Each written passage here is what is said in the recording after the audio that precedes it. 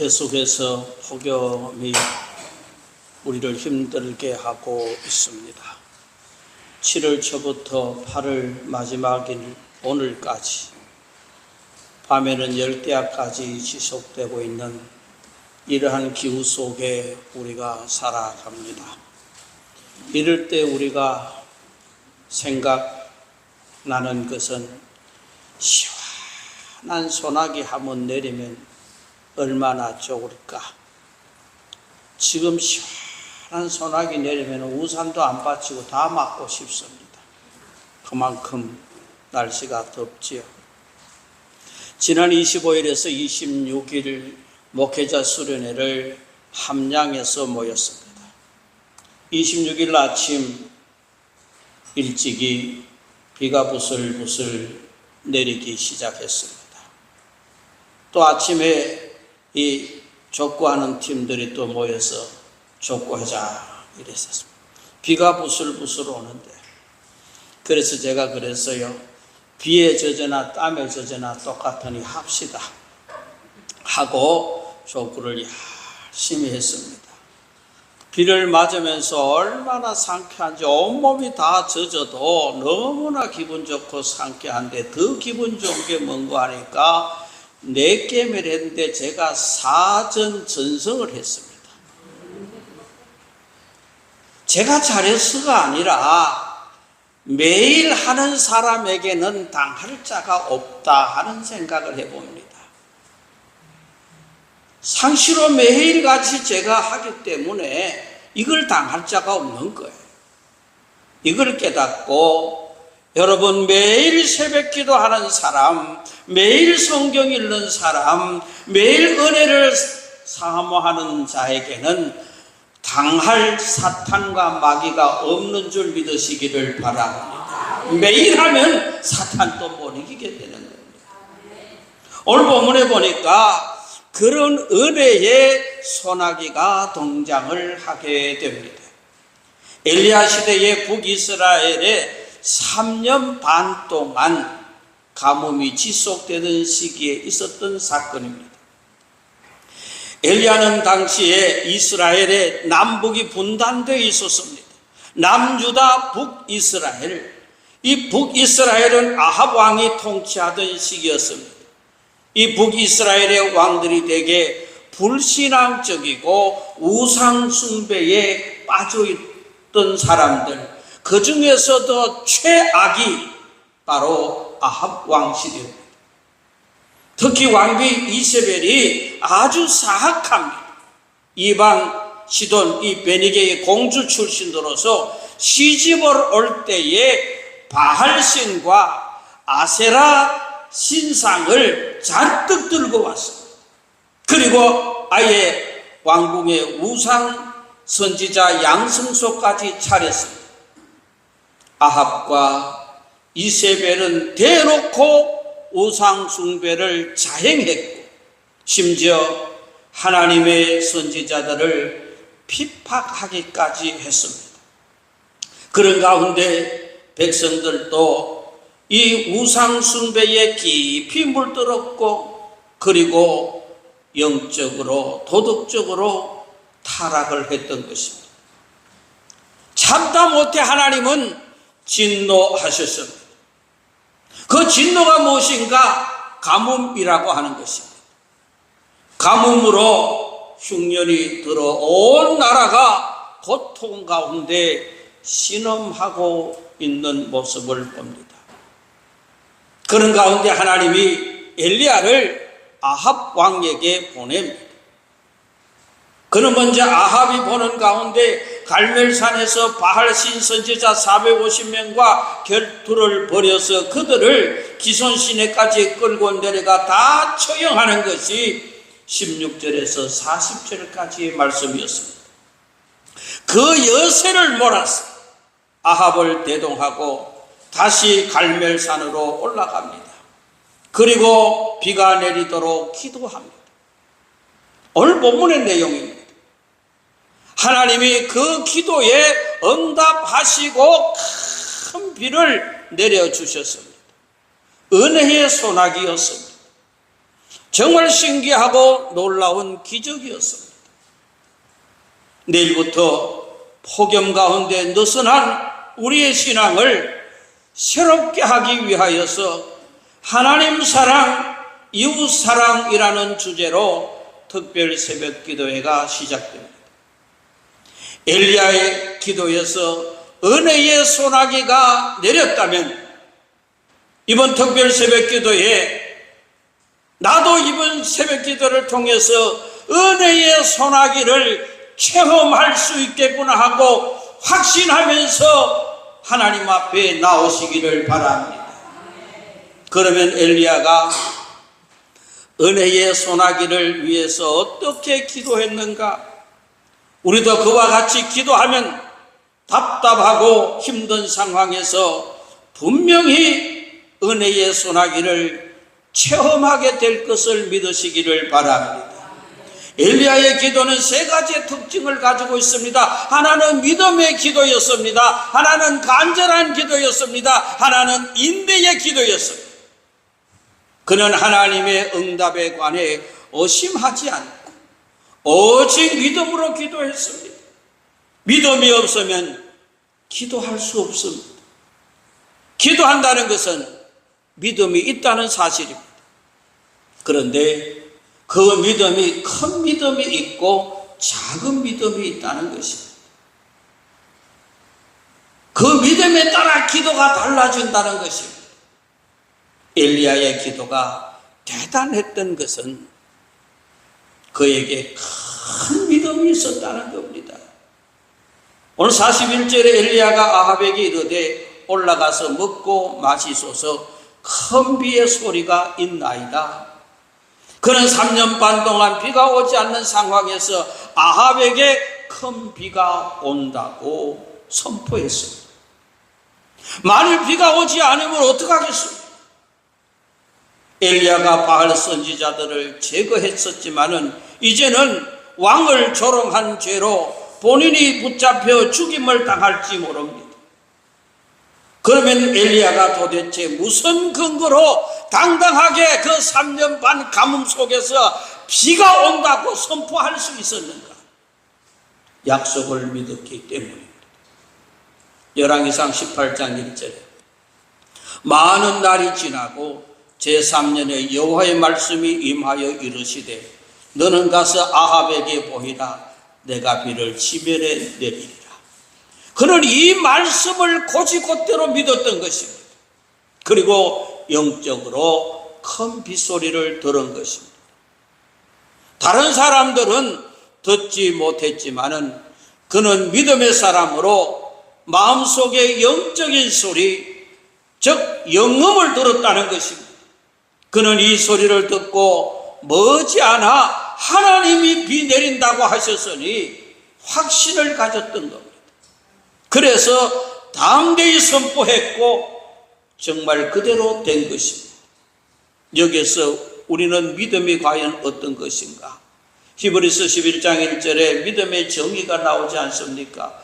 믿음은 바라는 것들의 실상이요 보지 못하는 것들의 정거리라.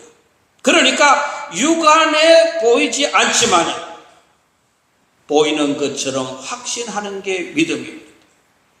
그러므로 믿음의 사람은 남이 보지 못하는 것을 영혼의 눈, 즉 영안으로 보고 남이 듣지 못하는 것을 영혼의 귀로 들을 수 있는 것입니다. 이런 예를 생각해 보면 이해가 바를 겁니다.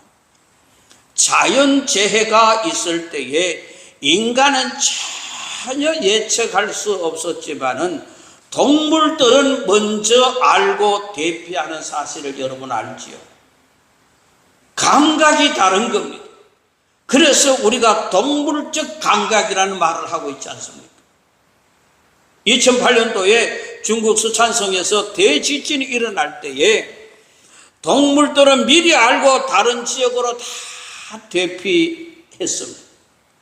그리고 2004년 동남아에 쓰나미가 닥쳤을 때에 인간은 전혀 알지 못하고 바닷가에서 물놀이 하다가 참변을 당했는데 동물들은 며칠 전부터 미리 알고 산꼭대기로 다 대피했던 것입니다.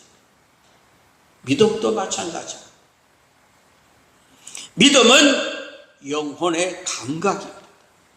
보이지 않는 것을 보고 듣지 못하는 것을 듣고 기도할 때 막연하게 기도하는 것이 아니라 믿음으로 보고 들으면서 기도할 때 능력의 역사가 나타나는 것입니다. 야고보서 1장 6절 7절에 오직 믿음으로 구하고 조금도 의심하지 말라. 의심하는 자는 마치 바람에 밀려 요동하는 바다 물결 같으니 이런 사람은 무엇이든지 죽기 없기를 생각하지 말라라고 말씀합니다. 의심을 품고 기도하면 헛것이라는 뜻입니다. 엘리야는 현실적으로 비가 온다는 건 전혀 불가능했지만 믿음의 눈으로 비가 오는 장면을 이미 보았고 믿음의 귀로 빗소리를 이미 들었던 것입니다. 그런 큰 믿음을 가지고 기도하니까 그대로 된 것입니다. 그러므로 여러분 기도할 때 상황이나 문제를 보지 마십시오. 상황 파악해야 하겠지만은 파악한 후에는 얼른 시선을 돌려서 믿음의 눈으로 전능자 하나님을 바라보시기를 바랍니다. 하나님이 이 일을 하실 것을 기대하고 믿음의 귀로 세미한 하나님의 음성을 들으십시오. 그러면 믿음대로 될 줄 믿습니다. 여러분, 우리가 차범근 선수 잘 알지요. 그는 유명한 간증이 있습니다. 선수 시절에 누가 그에게 가서 전도를 했습니다. 처음에는 시큰둥했습니다. 하나님 봤어요. 보여주면 믿을게요. 그러자 전도한 분이 이렇게 말했습니다. 공기 봤어요. 공기를 보여주면 나도 하나님 보여주지. 그랬어요. 공기가 눈에 안 보여도 있는 것처럼 하나님도 마찬가지예요. 나중에 하나님을 느낄 때가 있을 겁니다. 하고 그렇게 전도했습니다. 그것이 전도의 끝이었습니다. 그는 복음의 씨앗을 뿌려놓았습니다. 그러던 중 세월이 흘러서 무릎 부상으로 고통을 받게 됩니다.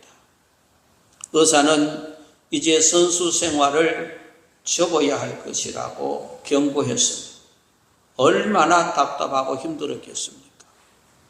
고민하던 와중에 다행히 그때에 예수 믿으라고 하나님 믿으라고 전도해 주었던 그 사람이 생각이 나는 거예요. 그래서 작은 믿음이 생기는 거예요. 그 당시 유명한 하늘산 기도원 이천성 목사님에 관한 소문이 바다할 때입니다. 신유의 은사가 있어서 그분에게 안수를 받으면 고칠 수 있다는 겁니다. 귀가 번쩍 뜨인 겁니다. 그래서 이천성 목사님을 찾아가 안수 기도를 받았고 신유의 체험을 합니다. 한마디로 이제 선수 생활을 접어야 하는 이런 상황 속에서 은혜의 빗줄기와 같은 큰 은혜를 받게 된 겁니다. 그 후에 적극적인 신앙생활을 하게 되면서 하나님의 큰 축복을 계속 받게 된 겁니다. 독일 프로축구에 진출해서 이 분데스리가에 전설된 사람이 바로 차범근입니다. 그러면서 하나님을 증거했던 겁니다. 그러므로 저와 여러분도 혹시 답답하고 힘들 때 믿음의 눈을 떠서 하나님을 바라보시고 믿음의 귀를 열어 하나님의 역사를 들어보십시오. 아무쪼록 그런 믿음으로 기도해서 은혜의 소나기 같은 축복을 받아 누려야 되는데 이번 새벽 기도를 통해서 믿음의 기도는 가뭄을 해결해 줄 것입니다. 건강의 가뭄, 경제의 가뭄, 신앙의 가뭄을 다 은혜의 소낙비로 해결해 주실 것을 믿고 기도하시기를 바랍니다. 그리고 엘리야의 기도는 간절한 기도였습니다. 엘리야는 기도할 때 마음에 간절함이 있었습니다. 사실 얼마나 절박했겠습니까? 3년 반 동안이나 백성들이 가뭄으로 고통을 당하는 모습을 보고 마음이 찢어졌을 뿐만 아니라 자기로서는 이미 비가 온다고 선포했으니 얼마나 다급하였습니까? 그것도 왕 앞에서 비가 온다고 선포를 해놓고 언제 비 올지 모르니 그가 얼마나 간절하게 기도했겠습니까? 만약 그렇지 않으면 아합에게 죽임을 당할 수도 있는데 그가 얼마나 간절히 기도했는지 보십시오. 42절에 아합이 먹고 마시러 올라가니라 엘리야가 갈멜산 꼭대기에 올라가서 땅에 꿇어 엎드려 그 얼굴을 무릎 사이에 넣고, 아합은 시장하다고 밥을 먹고 있습니다. 사실은 자기가 우상 숭배하고 악을 행하여 가뭄의 재앙을 당한 건데 배가 고프다고 밥을 먹고 있는 모습이 정말 밉살스럽습니다. 엘리야는 갈멜산 결투로 인해 얼마나 진이 다 빠졌습니까? 밥 먹을 틈이 어디 있겠습니까? 그래서 힘을 다해 간절히 기도합니다. 땅바닥에 무릎을 꿇고 엎드려 기도합니다. 아예 얼굴을 무릎 사이에 넣고 기도합니다. 보통 유대인들은 서서 기도하는 것을 감안하면은 얼마나 마음이 간절하면은 땅에 엎드려 얼굴을 무릎 사이에 넣고 기도했겠습니까? 간절한 기도였습니다. 여러분, 히스기야 왕이 기도할 때 간절한 기도를 했습니다. 그가 중년에 중병이 걸리게 됩니다. 선지자를 통해서 하나님으로부터 사형 선고를 받습니다. 이제 너는 죽고 못 산다는 겁니다. 이제 못 살 테니 신변 정리를 하라는 겁니다. 얼마나 답답하고 한심했겠습니까? 아직 왕자도 보지 못했고 나라도 위태로운데 그때 그는 포기하지 않고 기도합니다. 자기 생명이 다했다고 할 때 그 기도가 얼마나 간절하겠습니까? 열왕기하 20장 2절 3절에 히스기야가 낫을 벽으로 향하고 여호와께 기도하여 이르되 여호와여 구하오니 기억하옵소서 하고 히스기야가 심히 통곡하더라. 낫을 벽을 향하여 아무것도 안 보입니다. 벽을 향하여 이제 세상 등지고 오직 하나님만 보는 것입니다. 사력을 다해 울고불고 통곡하면서 기도했습니다. 오직 하나님만 바라보며 처절하리만큼 간절했습니다. 그에게 다른 요구가 뭐 있겠습니까? 오직 나의 생명을 연장해달라고 하는 이거밖에 없습니다. 다른 것을 구할 여력이 없습니다. 얼마나 간절히 기도했던지 하나님이 응답하셨고 15년 수명이 연장됩니다. 왕자도 보고 나라도 태평해졌습니다. 사랑하는 성도 여러분, 이번 특별 새벽 기도에 우리의 간절함이 함께 하시기를 바랍니다. 사람으로는 할 수 없는 일이지만은 우리의 간절한 기도를 통해서 하나님이 하시게 될 줄 믿으시기를 바랍니다. 하나님은 할 수 없어서 못하시는 것이 아니라 우리의 기도를 요구하고 계신다는 것입니다. 네가 얼마나 믿음으로 간절히 기도하느냐, 이걸 보시는 겁니다. 그래서 부디 은혜의 소나기 같은 축복을 받아 누릴 수 있는 새벽 기도를 만들어 가시기를 주의 이름으로 축원합니다. 마지막으로 엘리야의 기도는 인내의 기도였습니다. 정말 큰 믿음 있고 간절히 기도하는 사람은 설사 응답이 지체되더라도 결코 포기하지 않았습니다. 응답을 받을 때까지 인내하며 기도했습니다. 43절 44절에 그의 사환에게 이르되 올라가 바다 쪽을 바라보라. 그가 올라가 바라보고 말하되 아무것도 없나이다. 가로되 7번까지 다시 가라. 7번째 이르러서는 그가 말하되 바다에서 사람의 손만한 작은 구름이 일어나나이다. 이르되 올라가 아합에게 말하기를 비에 막히지 않도록 마차를 갖추고 내려가소서 하라 하니라. 그가 기도하면서 사환에게 바다 지중해 쪽을 바라보고 오라고 가르쳤습니다. 번번이 가봐도 아무것도 없습니다. 그러나 그는 낙심하지 않고 끝까지 기도합니다. 7번째 어떻게 됩니까? 손만한 구름이 보인다는 것입니다. 비가 온다는 징조였습니다. 그래서 아합에게 비가 곧 쏟아질 테니 빨리 피해라. 큰 비가 내리면 물이 범람하고 길이 막히기 때문에 빨리 가라는 것입니다. 성경을 보면 숫자가 보통수와 상징수 두 가지로 사용됩니다. 문맥을 보고 판단할 수 있는데 오늘 본문에서 7은 보통수이면서 동시에 상징수입니다. 실제로 7번 한 것이고 동시에 상징수는 7은 완전수입니다. 그러니까 엘리야가 끝까지 인내하며 기도했다는 것입니다. 마침내 어떻게 물이 캄캄해지고 큰 비가 내리는지 3년 반 동안 가뭄이었는데 놀랍게도 큰 비가 쏟아지고 기적이 일어나. 만약 6번 보고 포기했더라면 어떻게 내고 싶어 했어. 금세 우리가 기도하는 것이 응답된다면 어쩌다 된 것으로 우연히 된 것으로 오해할 수 있습니다. 오랜 기도 후에 응답해야 분명히 하나님의 역사이신 것을 깨닫기 때문에 일부러 시간을 끌 수도 있습니다. 빗줄기가 쏟아지는 가운데 아합의 마차 앞에서 달리는 엘리야의 모습을 보십시오. 46절에 여호와의 능력이 엘리야에게 임하매 그가 허리를 돌리고 이스라엘로 들어가는 곳까지 아합 앞에서 달려간다. 아합은 마차를 타고 가는데 키는 달려가니까 마차 앞에 가기 얼마나 신이 나시면 그렇게 잘 달렸어요.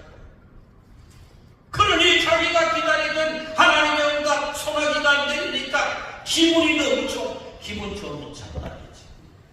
그러니까 얼마나 달려. 엘리야는 아마도 금식 상태였을 텐데 하나님의 능력이 임하니까 쏟아지는 이 소나기를 맞으며 마차보다 더 빠른 속도로 달려가. 그 모습을 한번 상상해 보십시오. 정말 통쾌합니다. 아마 엘리야는 하나님의 살아계신 능력과 아합과 백성에게 자랑스럽게 증거하고 싶었던 것 같습니다. 그러나 기도하되 포기하지 말고 끝까지 인내하며 기도하시기를 바랍니다. 갈라디아서 6장 9절에 우리가 선을 행하다가 낙심하지 말지니 포기하지 않은 때가 이름에 그들이로 때가 이름이라는 말은 적절한 때를 가리키는 것입니다. 언제일지 모르지만 하나님이 타이밍을 맞춰서 기도에 응답해 주신다는 말입니다. 여러분 혹시 애니메이션 영화 킹 오브 킹스에 대한 영화 이야기를 들어보셨나요? 지난 4월에 미국에서 상영된 대박을 터뜨린 영화. 지금까지 미국에 진출한 한국 영화 중에 이 최고로 흥행한 게 기생충입니다. 이번에 그 기록을 깨버렸어요. 이미 매출액이 825억, 기생충은 최종 매출액이 777억 원이었어요. 미국뿐만 아니라 세계 50개국에서 상영되고 있습니다. 영국의 소설가 찰스 디킨스의 원작 우리 주님의 생애를 영화로 만든 것.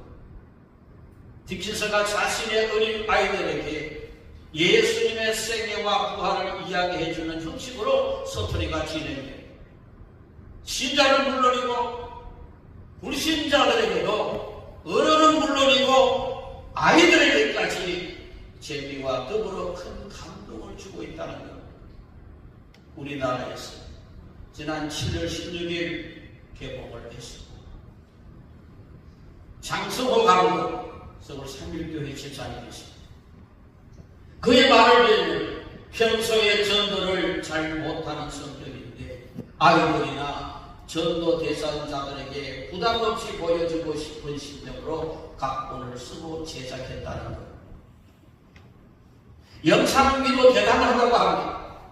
자녀들과 함께 지인들과 함께 꼭 관람해 보시기를 추천하면서 저는 이 영화가 CCC의 예수 영화처럼 전 세계인들에게 전달되어 선교의 큰 도구가 되기를 간절히 소망하며 기도합니다. 집에서 새롭게 하셔서 이 장성호 감독의 간증이 6월 30일에 간증 방송됐습니다. 10년에 걸쳐서 제작했는데 그동안 숱한 고난이 있었다는 겁니다. 운영하던 회사에서 지분을 다 포기하고 겨우 저작권만을 갖고 나오는 일도 있었고 스페인 업체에 일부 작업을 맡겼는데 돈만 떼이고 일을 못하게 몹시 쪼들렸지만 장차 주님 앞에 설 때 무엇하다 왔느냐고 물으시면 이 작품을 만들었다고 대답해야 할 것 같아서 끝까지 포기하지 않고 했다는 거예요. 별의별 고난을 겪었지만 신기하게도 기도하면 하나님이 놀라운 방식으로 해결해 주셨다는 겁니다. 마치 엘리야가 인내하며 기도할 때 손만한 구름을 보여주신 것 같이 하나님의 섭리 가운데 코로나 팬데믹 덕분에 성우 역할을 할 배우들을 잘 캐스팅할 수 있었다는 겁니다. 그때 성우들 뵐 길이 없었는데 그러니까 고급 성우들을 쓸 수 있었거든요. 그리고 미국과 한국의 유명한 배우들을 캐스팅할 수 있습니다. 한국 쪽에서는 이병헌, 차인표, 이한희 등 유명 배우들이 다 캐스팅된 거예요. 마침내 제작을 마치고 개봉을 하자 하나님이 엄청난 축복을 주십니다. 여러분, 우리가 인생을 살다가 마치 가뭄을 겪는 것 같을 때도 있습니다.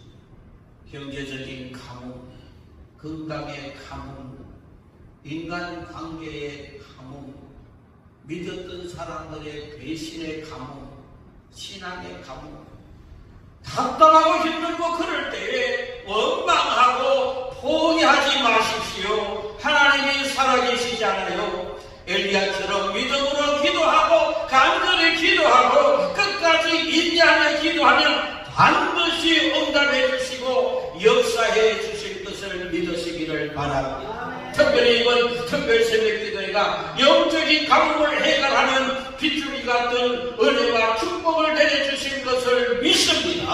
아무쪼록 엘리야처럼 기도하고 엘리야처럼 은혜의 소나기를 체험하는 저와 여러분 될 수 있기를 주님의 이름으로 축원합니다. 하나님, 3년 만이나 가물음에 마른 땅, 초목이 다 타버리고 생물이 다 말라 죽는, 사람들도 허덕이는 그 가운데 엘리야의 기도가 하늘의 비를 내리게 만들었습니다. 하나님은 그 엘리야의 믿음의 기도를, 그 간절한 기도를, 인내하는 기도를 보시고 하나님은 은혜의 소낙비를 내려주었습니다. 하나님 아버지, 사랑하는 우리 방송교회 성도들, 여러가지 모습으로 가뭄에 허덕이고 있는 자들이 있습니까? 하나님 앞에 기도하여 성령의 담비를 받게 하여 주옵소서. 특별히 아버지 하나님,